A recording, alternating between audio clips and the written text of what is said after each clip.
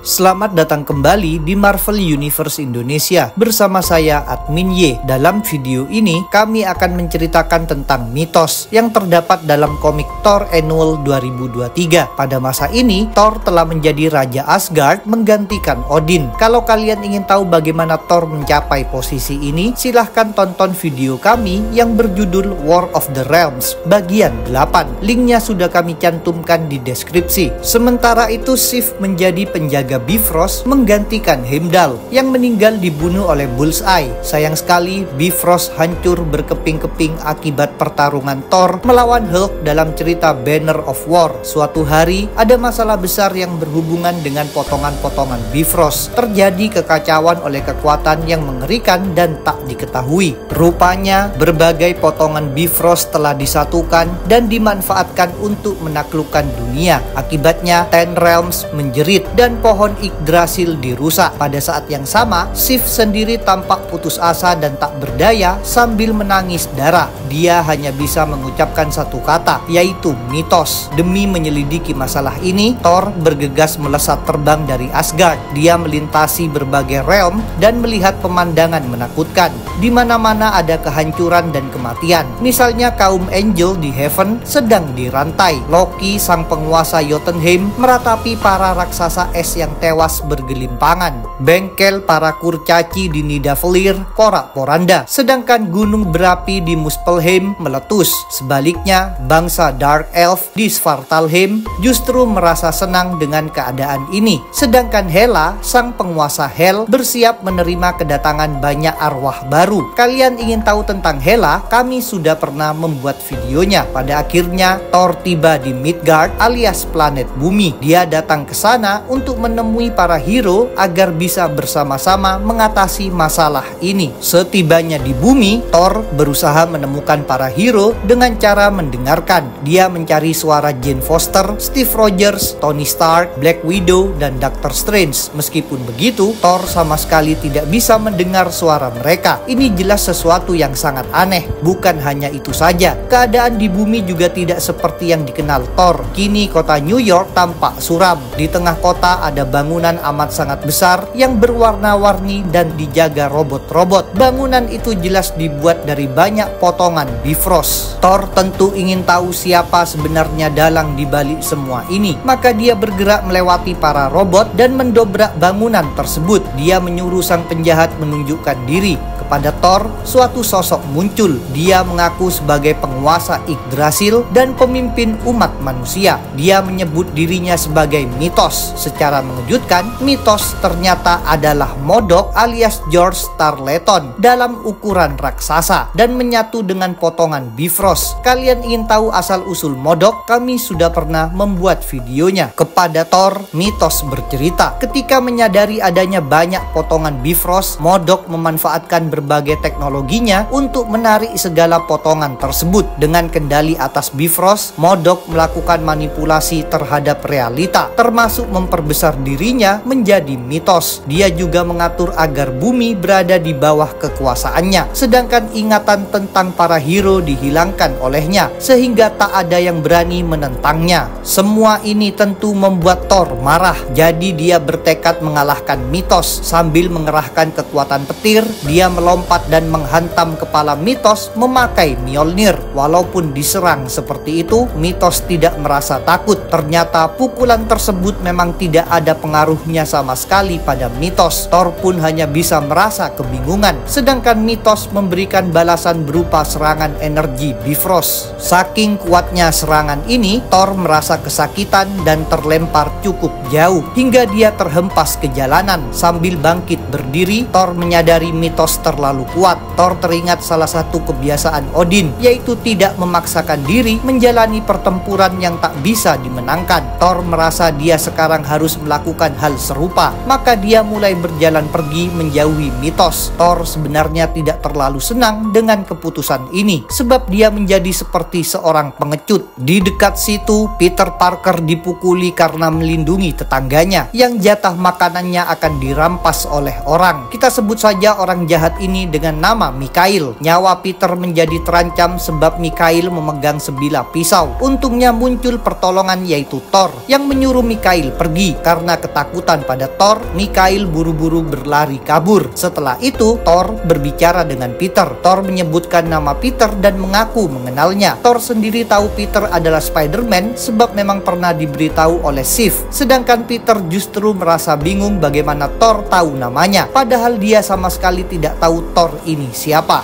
Begitu melihat reaksi Peter, Thor menyadari kata-kata mitos memang benar. Akibat manipulasi mitos terhadap realita menggunakan Bifrost, sejarah Peter telah berganti. Dia tidak ingat dirinya adalah seorang superhero dan pernah berkali-kali beraksi bersama Thor. Hal serupa pasti terjadi pula pada berbagai hero lainnya. Kini kepada Peter, Thor mengaku tak bisa mendengar suara para hero yang pernah berjuang bersamanya. Maka Thor membiarkan kakinya yang memandunya menuju siapa saja pejuang yang tersisa di sana. Ternyata Thor berjalan hingga berjumpa dengan Peter. Setelah mendengarnya, Peter tentu menganggap Thor menemui orang yang salah. Tetapi Thor menegaskan tidak ada kesalahan. Selanjutnya, Peter mengajak Thor ke tempat tinggalnya. Dalam sejarah yang asli, Peter tinggal di Queens, tapi kini dia tinggal di ruangan yang kumuh. Ketika ditanyai tentang Queens, Peter bilang tempat itu disebut Inferno Sector, sebab tak ada orang yang bisa bertahan hidup di sana. Karena Peter merasa Thor tidak banyak tahu tentang dunia, maka Peter memberi penjelasan. Kota tempat mereka berada disebut City Prime. Para warganya terbagi menjadi dua kasta. Peter termasuk dalam golongan masyarakat bawah yang disebut pleb people. Mereka menjalani kehidupan yang buruk. Mereka tinggal di bangunan kumuh dan harus sering mengantri lama untuk mendapatkan barang kebutuhan. Mereka juga terkadang ditindas oleh orang jahat seperti misalnya kejadian dengan Mikhail tadi. Apabila ada pleb people yang berkelakuan sangat baik, maka mereka berpeluang dimasukkan ke dalam golongan atas yang disebut Palace people. Berbeda dari pleb people, Palace people berhak tinggal di Ziggurat, yaitu markas raksasa berwarna-warni yang ditempati penguasa mereka. Sang penguasa tentu adalah Mitos, tetapi nama Mitos tidak boleh disebutkan sembarangan. Jadi orang-orang memakai nama The Great One untuk menyebutnya. Mitos memiliki banyak bawahan yang dinamai Golden Guard. Di Ziggurat, Palace people mengabdi kepada Mitos dan melakukan berbagai hal yang tidak bisa dilakukan pleb people. Peter sendiri mengaku sangat ingin menjadi bagian dari Palace people agar bisa mendapatkan kehidupan yang lebih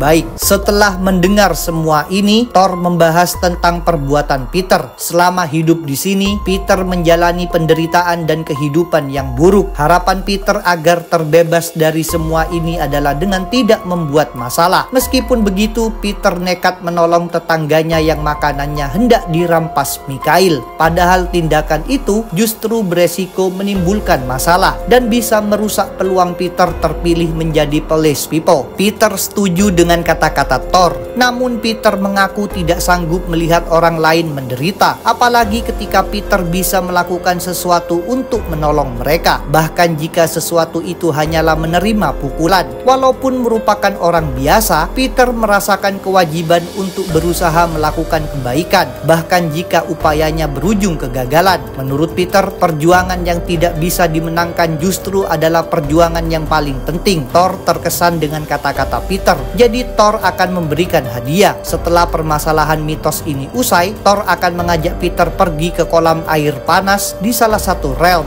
yaitu Heaven. Tentu Peter sendiri tidak tahu Heaven itu apa. Berkat ucapan Peter tadi, Thor menjadi bersemangat kembali untuk menghentikan mitos. Maka dia melesat terbang meninggalkan tempat tinggal Peter sambil mengeluarkan petir. Thor mendatangi Mitos lagi untuk melanjutkan pertarungan. Mitos sendiri masih menyombongkan kekuatannya. Dia mengumumkan bahwa dirinya adalah penguasa Ten Realms. Dia juga menembakkan serangan energi pada Thor. Seperti sebelumnya, Thor terlempar terkena serangan tersebut. Bahkan dia terjatuh di tempat yang lebih jauh di realm lainnya. Tetapi kali ini ada yang berbeda. Bukannya merasa putus asa dan kabur, Thor memilih untuk bangkit berjuang. Dia tidak mau menyerah. Thor terbang untuk menyerang Mitos lagi walaupun kemudian dilemparkan. Hal ini terjadi berulang kali. Thor diserang energi sampai terlontar jauh, lalu bangkit menyerang lagi, lalu dihempaskan lagi, lalu bangkit menyerang lagi. Pada akhirnya Akhirnya perjuangan tanpa henti Thor membuahkan hasil. Sumber serangan energi Mitos mulai habis, sehingga dia tak bisa menjauhkan Thor lagi. Dengan demikian,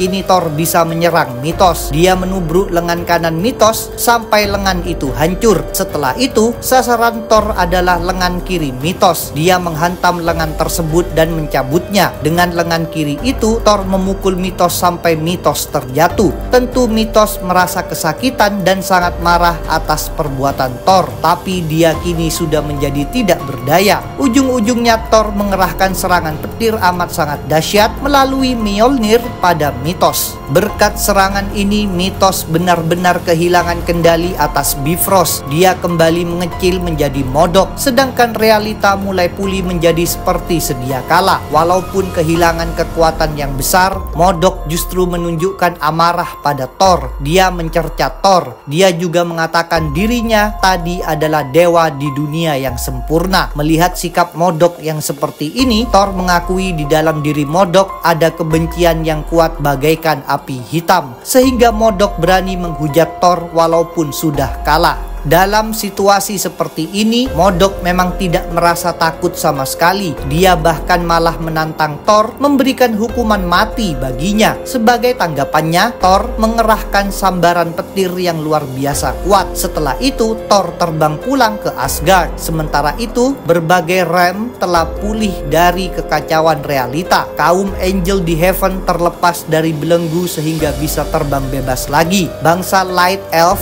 di Alfheim bermain musik dan menari, sedangkan bengkel para kurcaci di Nidavellir menjadi tertata kembali. Yggdrasil juga sudah sembuh dari kerusakan. Thor bisa merasakan pohon tersebut mengucapkan terima kasih padanya. Setibanya di Asgard, Thor berbicara dengan Sif. Saat ini Sif sendiri masih mengenakan penutup mata, tapi matanya mulai mengalami pemulihan. Sif melaporkan bahwa Peter Parker beraksi lagi sebagai Spider-Man. Sif juga membahas nasib Modok. Ternyata Modok dibiarkan hidup oleh Thor. Saat ini di kota New York, Modok merasa bingung lalu menjadi marah kepada Thor. Sif bilang jika seandainya Odin yang berada di posisi Thor tadi, Odin pasti membunuh Modok sebagai hukuman atas kejahatan perubahan realita. Tentang hal itu, Thor bilang dirinya memilih sesuatu yang berbeda untuk Modok. Dengan memanfaatkan petir, Thor mengakses pikiran Modok dan membuatnya merenungkan tentang diri sendiri. Thor berharap Modok akan menemukan hal yang baik dari perenungan tersebut. Itulah cerita tentang Mitos. Jangan lupa untuk subscribe, like, komen, dan share. Kalian juga bisa bergabung di grup Facebook, like fanpage, follow Instagram, serta dukung Marvel Universe Indonesia di Saweria. Linknya ada di deskripsi. Sampai jumpa lagi dalam pembahasan tentang topik-topik Marvel lainnya.